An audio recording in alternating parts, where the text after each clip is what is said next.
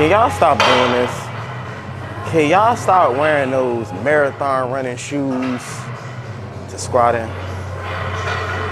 If you're someone who's wearing a shoe, squatting with a shoe, or leg pressing with a shoe, or deadlift with a shoe with a thick ass sole, you're doing your body a disservice. A lot of the running shoes, if you ever notice, they naturally have a curve to it. The whole point of the curve is to push your run.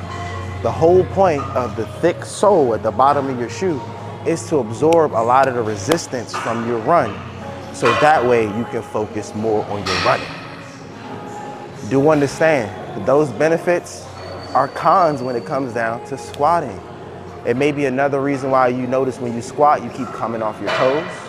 So do me a favor, if you're someone that's coming to the gym and you may not even had in mind that you were going to do legs feel good, but you wore your running shoes. Do me a favor when you get into the leg press, when you get into your squats, when you get into your deadlifts, take your shoes off so that you can get your body a lot stronger. Trust me, this is one key to getting in great shape that I see a lot of people mess up on. And they're wondering why does my knees hurt? Because you have a shoe with a thick sole that keeps having you excessively lean forward. So when you're leaning forward while you're driving up, you don't realize the weight that's on your back is now shifting to your knees.